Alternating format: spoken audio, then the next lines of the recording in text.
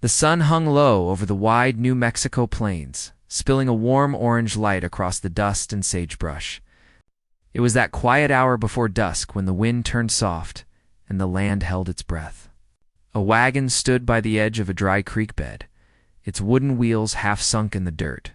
Beside it, an old man sat on a broken crate, his hat tipped low, eyes narrowed against the sun. His clothes were patched and faded, his hands rough from years of holding reins and hard labor. Two young girls sat in the back of the wagon, close together, silent, their faces pale beneath layers of dust and weariness. The road had been long and cruel.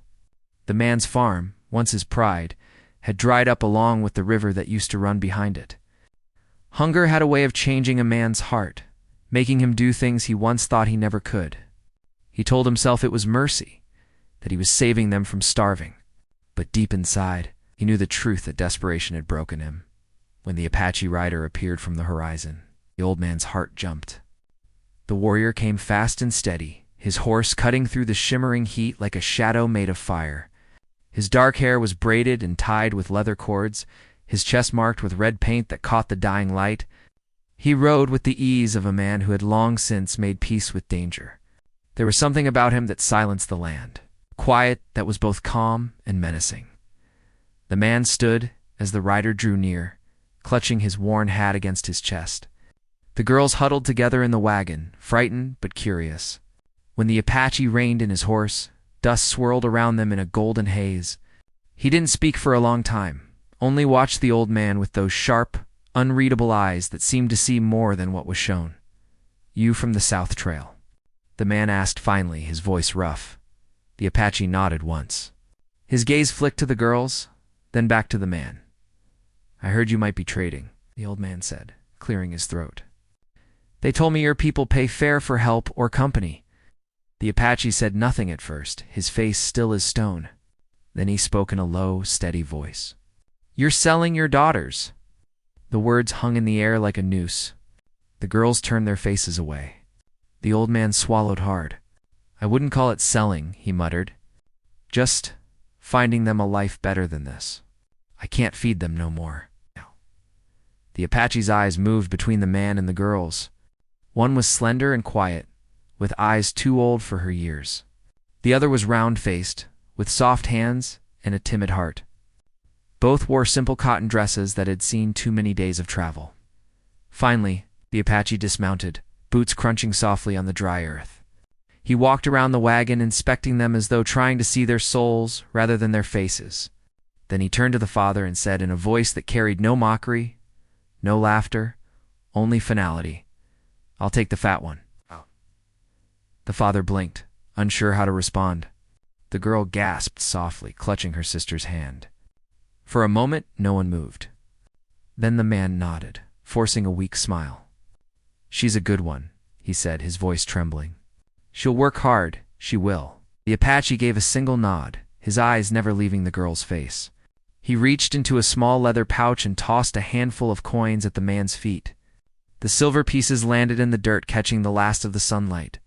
The father stared at them, shame written across his weathered face. He bent to pick them up with shaking hands.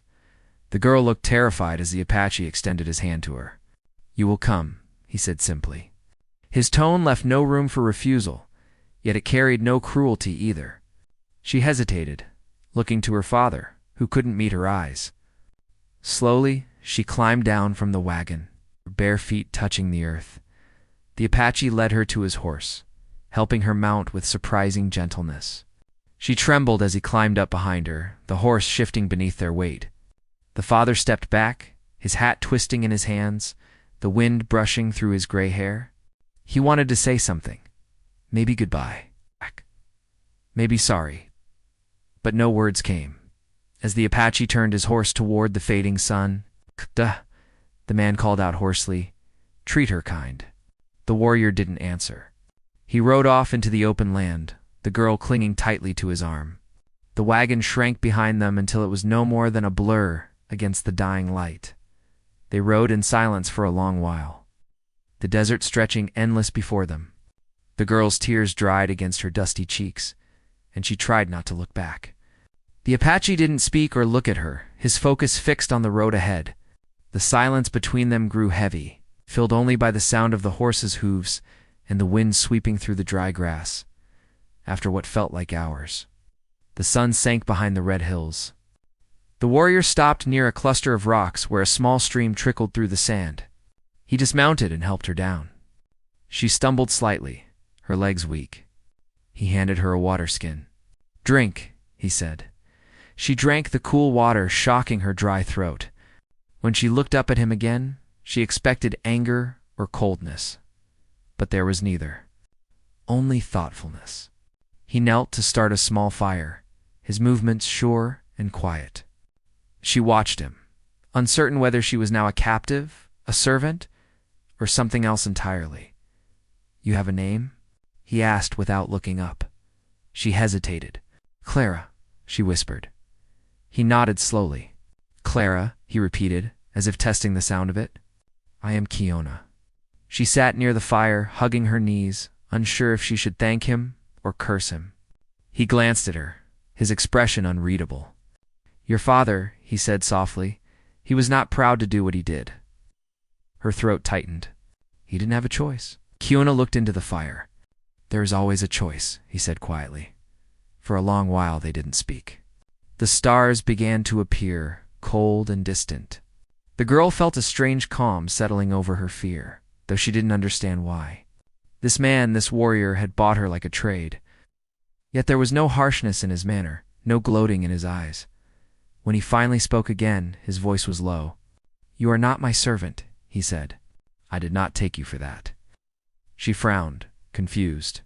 "Then, why?" He looked at her then, his dark eyes catching the firelight. "Because I could not let him sell you to the others." The words hit her like a breath she didn't know she'd been holding. She turned away, her heart racing, unsure whether to believe him. He added, "You will stay until the next moon. After that, if you wish to go, I will take you where you choose." She stared at him, unable to speak. No one had ever offered her a choice before. As the night deepened, the fire cracked softly, throwing warm light over their faces. The land around them seemed vast and full of secrets. Somewhere in the dark, a coyote cried, its call echoing through the stillness. Clara watched Kiona in the flickering glow. Something about him felt both dangerous and safe at once, as if he carried the weight of many storms inside but still offered her shelter from the wind. She didn't know it yet, but that night would change everything for her, for him, and for the world they came from. And as the fire burned lower, and the stars burned brighter above the silent plains, she began to wonder what kind of man would risk his own, people's judgment to save a girl no one wanted. The answer would come soon enough, but not before both their hearts were tested in ways neither could yet imagine. The morning came quietly, pale light washing over the desert like a soft breath. Clara woke to the faint crackle of the fire and the smell of roasted corn. Her body ached from the hard ground, but the air was cool, and for the first time in many days, she felt a strange calm. Kiona sat across the fire, silent as ever, breaking a small loaf of bread and handing half to her. She hesitated before taking it, her hands trembling slightly. "Eat," he said in that same low, steady tone. She nodded, biting into the bread. It was coarse but good. The stillness around them carried no fear now, only questions. She wanted to ask why he had done what he did, why he chose her, but something in his calm presence made her hold her words. He didn't seem like a man who owed anyone an explanation. They broke camp soon after, packing what little they had. Kiona's horse was strong and obedient, and Clara rode behind him once more. As they traveled, the land changed from dry plains to scattered hills brushed with mesquite and scrub oak. She noticed how the warrior moved quietly, alert to every sound. He guided the horse as if he and the animal shared one mind. Clara thought of her father. The last look in his eyes had not been anger or sorrow, but emptiness. It haunted her. She wondered what would become of her sister now. Would someone else come for her? Or had her father already gone deeper into the cycle of despair he could not escape? Kiona must have noticed her silence because he finally spoke. "You look back often," he said without turning. She lowered her head. "My sister." She's still with him. He gave a short nod, as if he understood. You care for her. She's all I had. He was quiet for a long while before saying, Sometimes the wind takes one leaf so another can survive. You do not yet know which one you are. His words lingered in her mind as they rode on. They stopped by a small stream near midday, the sun beating hard on their backs. Kiona let the horse drink, then filled a leather pouch with water. Clara sat by the stream, running her hands through the cool flow. It was the first clear water she'd seen in weeks. When she looked up, Kiona was standing on a small rise, scanning the horizon. His face was still, but his eyes carried a sharp focus. Someone follows, he said quietly. Clara's heart skipped. Who, men? He said simply. 3, maybe 4. Far yet, but coming fast. She felt her stomach tighten. They're after me? Maybe. Or maybe after me. His eyes flicked toward the south. Either way, we keep moving. They rode again, faster this time. The air grew tense, filled with the sound of hoofbeats and rushing wind. Clara clung to him as they crossed rocky ridges and shallow valleys, her fear rising. She could feel his heartbeat steady beneath his chest, unshaken by the danger. He moved like a man who had faced pursuit before. By sunset, they reached a narrow canyon with red cliffs rising high on both sides. Kiona guided the horse through a hidden path that wound into a shaded hollow. We stay here tonight, he said, dismounting. Clara followed his lead, helping gather dry wood. Her hands shook as she stacked the twigs, but Kiona's calm presence steadied her. When the fire was lit, its glow filled the canyon walls with dancing shadows. She watched him clean his knife, the blade catching the light. Why would someone follow you? She asked softly. Kiona looked at her, his face thoughtful. I left my tribe against their will, he said. They do not forgive easily. Why did you leave? He turned the knife in his hands, staring at the edge. Because they wanted blood. And I had spilled enough. Now the way he said it made her chest tighten. There was something in his voice, regret mixed with pride, a weight he carried quietly. Clara didn't press further, but curiosity gnawed at her. She had heard stories of Apache warriors, fierce and unyielding, but this man seemed different. There was strength in him, yes, but also sorrow. As the night deepened, they shared a small meal. Clara noticed how careful he was, giving her more than he took, making sure she was safe before resting himself. It wasn't the behavior of a man who saw her as a possession. Still, she couldn't understand his reasons. When she finally lay down to sleep, the stars glimmered bright through the canyon opening. She whispered softly, "Thank you." Kiona didn't answer right away. Then his voice came, quiet but firm. "Do not thank me yet. The world has not shown its true face." She didn't know what he meant, but sleep came quickly, heavy and deep. The next morning, the air was colder, sharper. They left before dawn, the canyon fading behind them as the plains opened once more. The trail was long and lonely. Kiona stopped now and then to check for signs, studying the dirt for tracks. His movements were deliberate, skilled. Clara watched him with quiet respect. After some time, he spoke again. "Your people," he said, "they live by trade and land. They build fences where there should be none." "Why?" Clara hesitated. "I don't know. My father said fences keep us safe." Kiona looked ahead. Safe from what? She had no answer. He nodded slowly, as if he had expected silence. "The land is not something to be owned. It owns us. Men forget that, and then they fight the earth itself." His words carried a strange truth she couldn't deny. Maybe it was that kind of thinking that had driven her father to ruin, trying to fight against the land instead of living with it. By midday, the wind picked up again. The air smelled faintly of smoke. Kiona's eyes narrowed. "Fire to the east," he said. "We go north." They rode until the sun began to fade, finally stopping near an abandoned cabin half buried in sand. The roof sagged, and the wood was gray with age, but it offered shelter. Kiona searched the area before letting her step inside. Clara looked around. The walls were covered with old marks, names carved deep into the wood, dates long forgotten. It felt haunted by time. Kiona built a small fire in the hearth and they sat quietly, the room flickering with light. He finally spoke, his voice low. "The men who follow may reach this place by tomorrow." She stiffened. "Can we hide?" He shook his head. "If they want what they think I have, they will not stop." "What do they think you have?" Kiona stared into the fire. "Peace." She frowned, not understanding. "Peace." He nodded slowly. "A man who refuses war becomes a target to both sides. They think if they break me, the others will fight again." His words made her heart sink. There was more to his story than he was saying, something deep and painful. Clara looked at him through the glow of the fire and saw not a warrior, but a man caught between two worlds, his own people's anger and the cruelty of the settlers. As the night grew long, wind howled through the cracks in the cabin walls. The fire flickered and shadows danced like spirits across the floor. Clara couldn't sleep. The thought of the men chasing them gnawed at her chest. She turned to Kiona, who sat motionless near the fire, his hand resting lightly on his knife. "Why did you help me?" she asked again. He looked at her with those calm, piercing eyes. "Because I saw myself in you." The words struck her deeply. "You were sold to?" she whispered. "In a way," he said softly, "not for silver, for pride. My father gave me to war. He said a man who cannot fight is no son of his. I fought many years. Too many." Clara felt her throat tighten. She understood now. Both of them had been traded away, he for honor, she for survival. Neither had chosen it. The sound of distant hoofbeats broke the moment.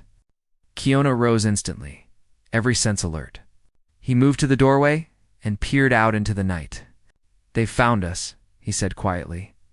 Fear gripped her chest. "What will we do?" He didn't answer.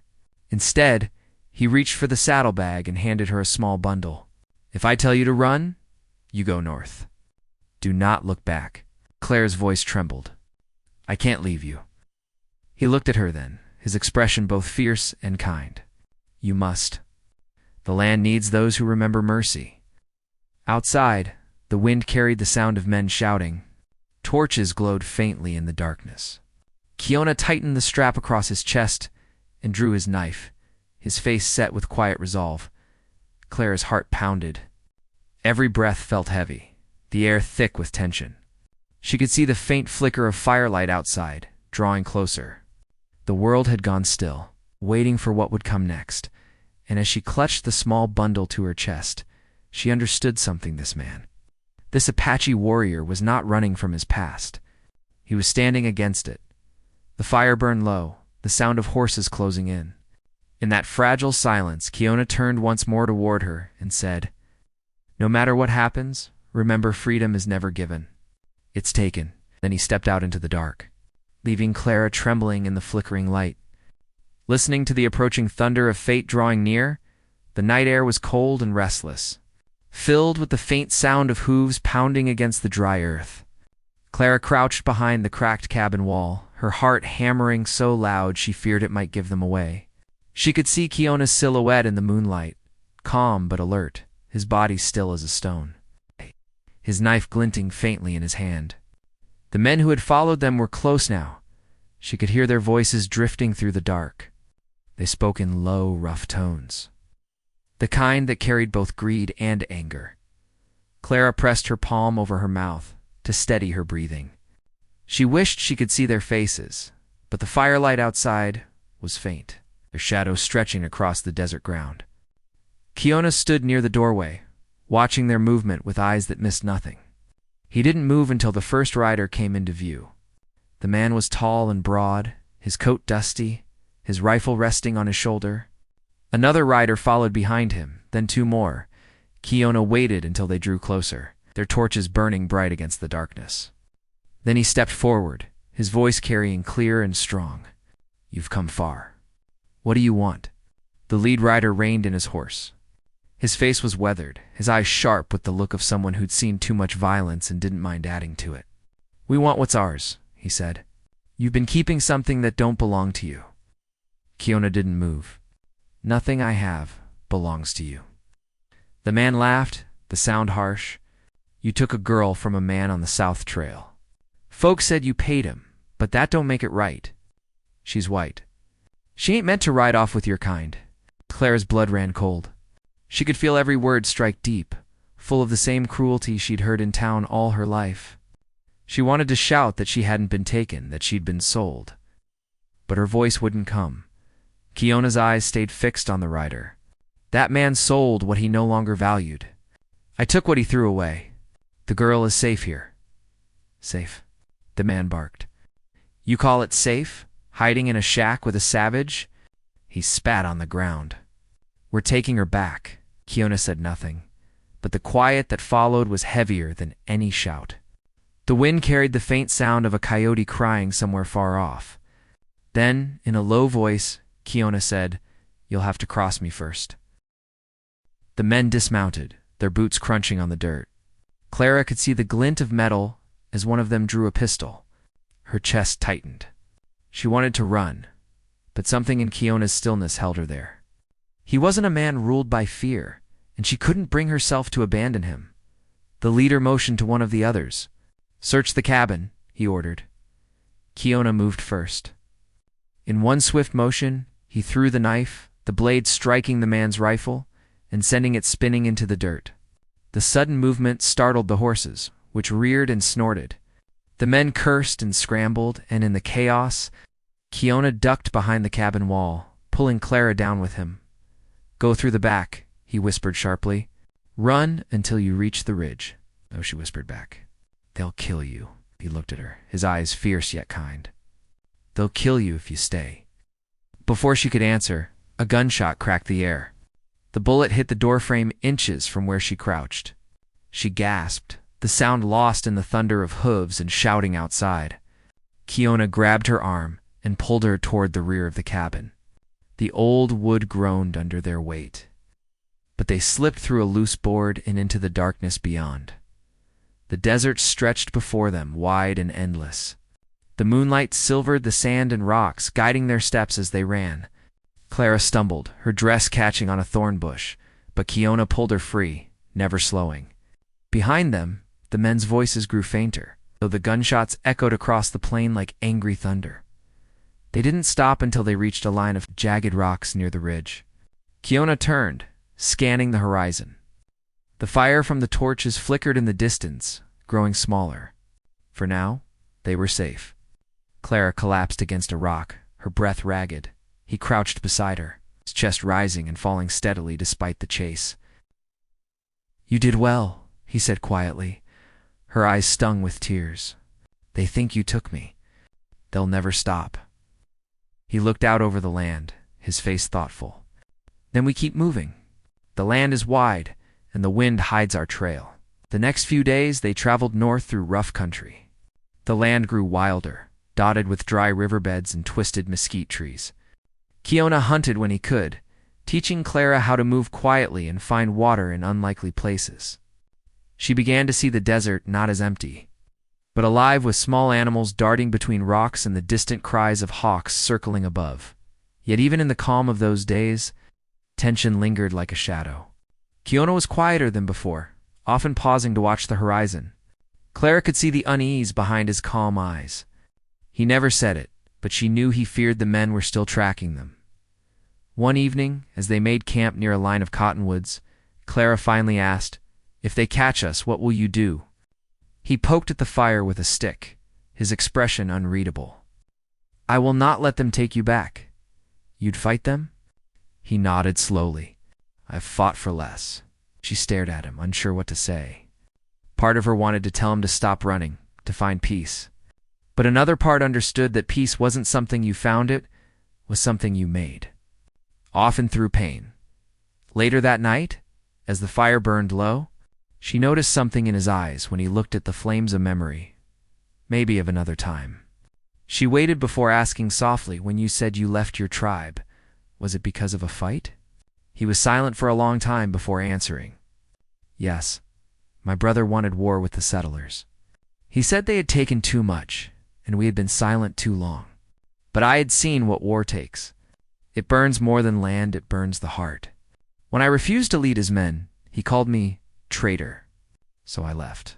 Clara listened quietly. Do you ever think about going back? Kiona shook his head. A man cannot return to a home that no longer exists. His words sank deep into her mind. She knew that kind of loss, the kind that left you wandering even when the world was wide open. The next morning, they were woken by the sound of voices, again distant, but clear. Kiona's hand went to his knife. He climbed the nearest rock to look out. Clara waited below, her stomach twisting. When he came down, his face was hard. "They're close again," he said. "Two of them." She felt her fear return, sharp and cold. "What do they want now?" "It's been days." He didn't answer right away. "Maybe they follow for the girl. Maybe they follow for me. There is a bounty on my head from both sides." Her breath caught. "Why?" He met her gaze. "Because I stopped a fight they wanted." Before she could ask more, he motioned for her to move. They packed quickly and began to climb toward higher ground, hoping the rocky terrain would slow their pursuers. The sun rose behind them, hot and blinding, the land glowing red and gold. By midday, they reached a plateau overlooking miles of open desert. Kiona studied the ground, tracing faint tracks with his finger. "They are close," he murmured, "maybe half a day behind." Clara's fear deepened, but she saw something else in his face. Determination. This wasn't just a chase. It was something larger, something that went beyond them both. That night, they found shelter in a shallow cave. Kiona lit a small fire, its light flickering against the stone walls. Clara sat across from him, watching his face. "What will happen if they catch us?" she asked softly. He didn't look up. "They won't." His certainty both comforted and frightened her. She wanted to believe him, but the memory of gunfire still rang in her ears. After a long silence, she said, "You said freedom is taken, not given." "What did you mean?" Kiona's eyes lifted to hers. "It means no one will hand you peace. You have to claim it, even if it costs you everything." His words filled the cave, low and steady, carrying the weight of truth. She realized then that he wasn't only talking about himself. He was talking about her too. Outside, the wind picked up again, whistling through the rocks like a warning. Clara moved closer to the fire, wrapping her arms around her knees. The shadows shifted, stretching long across the walls. Kiona stood and stepped to the cave entrance, his silhouette framed by moonlight. "They'll come at dawn," he said quietly. She looked up at him, fear tightening her chest. "And if they do—" He turned slightly, his eyes catching the firelight. "Then the land will decide who belongs to it." The wind carried his words out into the vast night, where the world seemed to hold its breath once more. The fire hissed softly, and Clara knew the moment of peace was nearly over. Somewhere beyond the ridge, men were coming, and the fight neither of them wanted was drawing near. The night before dawn was silent in a way that made the heart uneasy. The air was cool, heavy with the smell of sand and smoke from the small fire Kiona had left burning low. Clara sat near the mouth of the cave, her hands clasped tight together as she watched the sky fade from black to deep blue. Every sound felt louder than it should be, the whisper of the wind, the shifting of stones underfoot, the faint crackle of the fire. Kiona stood outside, his figure still against the horizon, watching for the men he knew were coming. Neither of them had slept much. The weight of what was coming pressed down on both of them. The past days of running had carved a kind of bond between them, though neither spoke of it. Clara had learned to read the silence between Kiona's words, to sense his thoughts from the smallest glance or gesture. He had learned, too, the shape of her fears, how her shoulders tensed when she thought of her father, how she flinched at the sound of a gun in the distance. When the first light broke over the desert, spread in long streaks of gold and red, Kiona turned back toward her, his expression calm but his eyes sharp. "They'll be here soon," he said. Clara's stomach turned. "Can we still run?" He shook his head. "Not now. They would find us before nightfall. Here, the land gives us cover. If we move, it gives them aim." She nodded, though her hands trembled. She wanted to ask what would happen if they couldn't drive the men away, but the words stuck in her throat. Kiona began to ready his things with quiet precision. He checked the edges of his knives, tied his long hair back, spread a layer of sand over the fire to kill its glow. As the morning grew, the stillness became unbearable. The wind had died completely, and the land seemed to listen. Clara tried to keep her mind from the worst possibilities, but the fear kept circling back. She thought of her father again. What would he say if he knew she was here, hunted beside a man he would never have understood? She thought of her sister, the one she had left behind, and wondered if she was still alive. Kiona's voice broke the silence.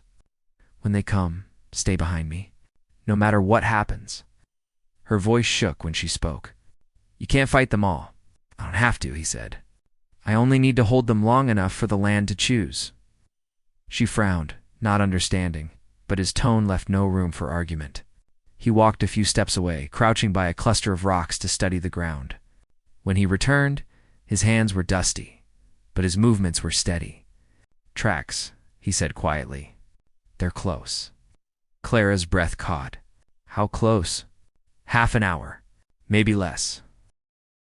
The fear that had been building inside her rose like a wave. She stood, clutching the edge of her shawl, her voice small. "What if they don't stop?" He looked at her, his eyes steady. "Then I do not stop either." There was something in his calm that made her chest ache. He wasn't fearless, she could see that, but his courage came from something deeper, something old and unbreakable. The sun climbed higher. The shadows shortened. Then came the sound they both had been waiting for, the faint rhythm of hooves on dry ground. It was distant at first, a steady pulse, but it grew louder, filling the air with the sound of approach. Kiona motioned for her to stay low. He crouched near the rocks, his eyes fixed on the ridge below. Soon, she could see them 3 riders, moving fast across the open plain. Dust trailed behind them, rising in thin clouds. They carried rifles slung across their saddles, and the glint of metal flashed when the sunlight caught it. Clara felt her throat tighten. Kiona stood slowly, his figure tall against the light. The riders saw him then, and one of them raised his rifle in warning. Kiona didn't move. He raised his hand, palm open. The lead rider called out, his voice echoing through the canyon. "You again. You didn't think we'd stop after the last time, did you?" Kiona's voice carried clear. "You've come far enough," the man laughed, though it didn't sound amused. "That girl belongs to her people. You think you can take her and walk free?" Clara clenched her fists. She wanted to scream that she wasn't anyone's to take. She had been sold and abandoned. But fear held her still. "She belongs to no one," Yona said. The man spat in the dirt. "You talk like you got a choice here. Hand her over, or we'll drag you both back. Dead or alive, don't matter much to us." Kiona stepped closer, the wind stirring his braids. "You think you know what power is?" he said quietly. "But the land decides who walks and who falls." The riders looked confused for a moment, then the leader barked an order and 2 of them dismounted, moving forward with rifles raised. Clara's heart thudded in her chest. Kiona turned to her briefly. "Stay down," he said, and before she could answer, he moved like a shadow. He darted toward the nearest rock, the sound of a rifle cracking through the air. The bullet struck stone, spraying dust and splinters. He didn't flinch. His movements were swift and sure, shaped by years of knowing how to use the land. He drew one of his knives and sent it spinning through the air. It struck the ground at the man's feet, forcing him back. The other rider took aim. But Kiona was already gone from sight, moving through the rocks. Clara crouched low, praying he wouldn't be hit. The sound of shouting filled the canyon as the men scrambled to find him.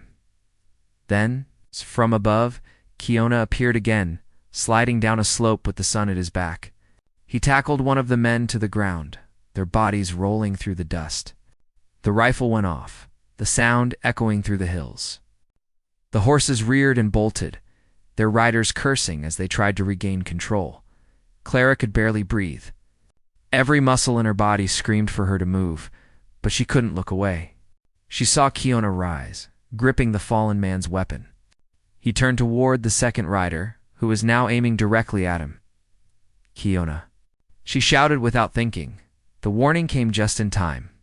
He dove to the side as the rifle fired again, the shot whistling past where he'd stood. He landed hard, but rolled back to his feet, returning fire. The second man fell, his rifle clattering across the stones. The leader, still on horseback, cursed loudly and turned his aim toward Clara. She froze, her mind blank with terror. Before he could shoot, Kiona charged forward, catching the horse's reins and yanking hard. The animal reared, throwing the rider off balance. The man hit the ground hard, his gun flying from his hand. Dust filled the air. The horse bolted away, leaving Kiona and the leader facing each other. Clara could see blood running down Kiona's arm, but his grip didn't waver. The man on the ground scrambled to his feet, drawing a knife from his belt. "You should have stayed in your desert, savage," the man hissed. Kiona's eyes narrowed. "This desert is my home. It decides who leaves it alive." They circled each other, the tension thick and sharp as the heat. Clara wanted to run to him, but she couldn't. The fight was not hers to join. The man lunged first, the knife flashing. Kiona sidestepped, the blade grazing his side. He struck back with a rifle, but catching the man's shoulder. The man staggered, but didn't fall. Dust rose around them, and their shadows clashed like spirits locked in battle. Clara's heart pounded. She could feel every second stretching thin. The man swung again, and this time Kiona caught his arm, twisting it sharply. The knife dropped, landing between them. Both stared at it, breathless, waiting for the other to move. Then the sound of hooves came again from behind them. Clara turned, fear gripping her throat. Two more riders appeared on the ridge, their silhouettes sharp against the sky. Reinforcements. Kiona heard them too. His expression didn't change. Clara could see the truth in his eyes. They were outnumbered. The man in front of him saw it too. A cruel smile spread across his face. "Looks like the land's already decided," he sneered. Kiona said nothing. His grip tightened on the rifle. Clara took a step forward, her voice trembling. "Kiona, please, stay back," said without looking at her. The new riders began to descend the ridge, dust billowing around their horses' legs. The leader reached for the fallen knife, his movement slow and taunting. The wind picked up again, sweeping through the canyon, carrying the dry scent of earth and sage. Clara could feel something shifting in the air, a quiet power stirring beneath the surface of the land itself. The tension grew unbearable. Kiona's voice came low, steady. "The land remembers what men forget." The man laughed bitterly. "And what's that?" Kiona lifted his gaze, the light catching his eyes. "That blood never buys peace." The riders were nearly upon them now, rifles glinting in the sun. Clara's heart raced. She could see no escape, no way to stop what was coming. Kiona stood between her and the men, shoulders squared, wounded but unbroken. Then the wind roared, sweeping through the rocks, carrying a storm of dust so thick it swallowed the horizon. The men shouted in confusion as the sand rose around them, blinding and fierce. The horses screamed, rearing in panic. Clara fell to her knees, clutching her shawl over her face. Through the storm, she caught one last glimpse of Kiona standing firm against the chaos. His figure like a shadow carved from the earth itself. The sound of gunfire echoed once. Twice then vanished into the storm, and when the dust began to settle, the world had changed, though she didn't yet know how. The silence that followed was not peace. It was the breath held before fate chose its side. When the dust began to settle, the air was still thick with silence and the sharp scent of smoke. The wind had quieted again, leaving behind a strange calm that felt almost unreal. Clara opened her eyes slowly, her throat dry and her hands trembling.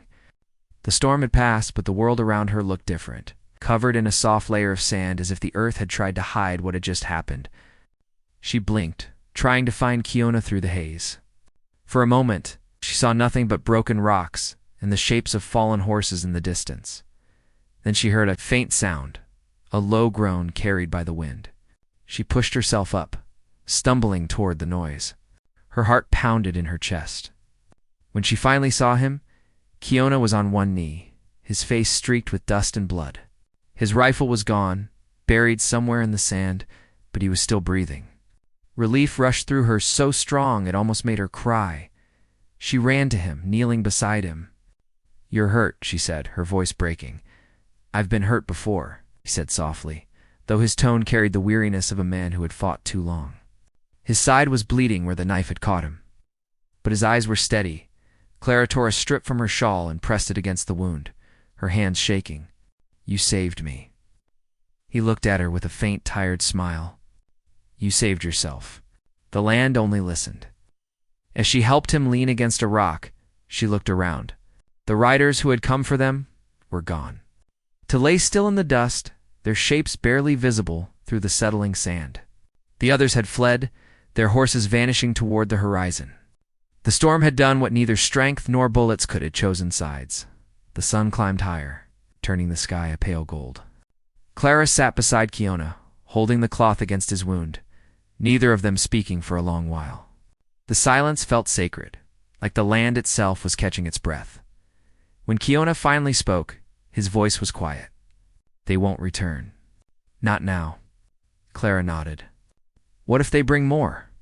He looked toward the horizon where the mountains met the sky. "Men always bring more, but the land remembers who it shelters. It will not let them pass so easily again." His words comforted her in a way she couldn't explain. The fear that had gripped her heart began to fade, replaced by something gentler gratitude and a deep, aching respect for the man beside her. As the day passed, they moved carefully from the canyon, heading toward the river that wound through the lower plains. Kiona's strength faltered at times, but he refused to stop until the sun began to sink. When they finally reached the river, Clara helped him sit by the water's edge. The sound of flowing water was soft, soothing, and for the first time in days, she felt the tightness in her chest ease. She washed the blood from his arm and sighed, working carefully, her hands steady now. The water was cold, but it carried the scent of life mud, grass, and stone. Kiona watched her quietly. "You don't have to stay," he said after a while. "When we reach the village, you can go where you choose." Clara looked up at him, her eyes steady. "And where would I go?" He said nothing. She smiled faintly. "The people who took me, they're gone. The people I left behind, they won't take me back. I don't belong anywhere now." Kiona's gaze softened. "Belonging isn't given. It's found. Then maybe I'll find it here," she said, glancing at the desert that stretched endlessly around them. It was a harsh land, but somehow it felt alive, like it had been waiting for her to see it properly. They stayed by the river for several days while Kiona healed. He taught her how to read the tracks in the sand, how to listen to the sound of the wind to know when a storm was coming. In return, she told him stories from the towns she had known, the busy markets, the smell of bread from the bakeries, the laughter of children in the streets. They were two people from different worlds, yet they shared a quiet understanding. One night, as the stars began to show, Kiona sat watching the flames of their small fire. Clara sat beside him, resting her chin on her knees. "Do you ever think about leaving this place?" she asked. He shook his head slowly. "No, the land raised me. My people lived and died here. Every rock and tree has memory. To leave it would be to forget myself." Clara nodded. "I think I understand that now." He turned to her, studying her face. "You have a choice, Clara. You can still go back east, if you want. There are towns there that would take you in. A place to start again." She thought about it, staring into the fire. "Maybe. But something tells me I'm not meant to go back. Not yet." The night grew quiet again. The wind was gentle, carrying the scent of sagebrush. The stars above them glowed brighter than she had ever seen. She leaned back and whispered, "It's beautiful here." Kiona's voice was low. "Beauty and pain live close together. That's what makes it real." Days turned into weeks. They moved slowly across the plains, following the rhythm of the land. Kiona's wound healed, leaving a faint scar across his ribs. He grew stronger again, though Clara could see that something in him had changed. He spoke often of the old ways, the spirits of the earth, and how every storm and silence carried a message. Clara listened, and she began to feel those things too, the pulse of the land beneath her feet, the quiet strength that came from surviving. When they reached his village, the people greeted him with cautious respect. They had thought him lost. They looked at Clara with curiosity, unsure of who she was, but Kiona introduced her simply as the one who came through the storm. That was enough.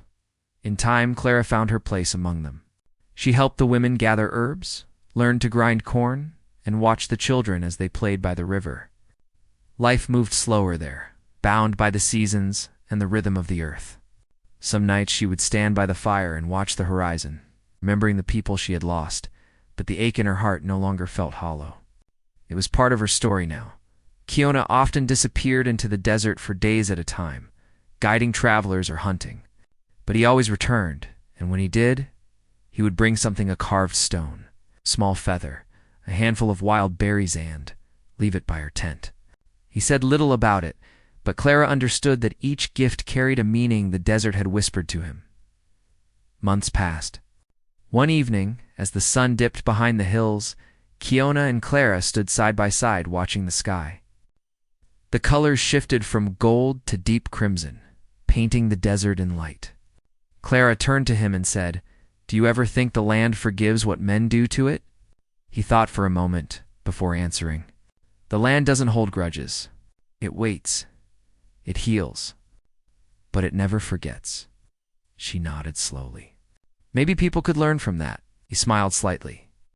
"Maybe that's why you're here." The wind brushed through the grass, soft and cool. Clara closed her eyes and breathed deeply. For the first time in years, she felt at peace. She had come into the desert running from fear. But the same land had taught her something far stronger: the quiet, courage of survival, and the power of beginning again. As darkness fell, the first stars appeared, shining like scattered fire across the endless sky. The world was quiet, except for the distant call of a night bird and the whisper of the wind. Over the sand, Clara looked toward the horizon, where the last light lingered, and whispered, "Maybe this is what belonging feels like." Kiona glanced at her, his expression calm, the faintest trace of a smile on his lips. "Yes," he said softly. "It is." The fire crackled gently between them as the night deepened, and the land, vast and eternal, stretched around them like a promise, one that would outlast every storm and every scar. The desert, once cruel and endless, had become home. And in its quiet heart, they had both found what they didn't know they were searching for: peace. Top of form, bottom of form,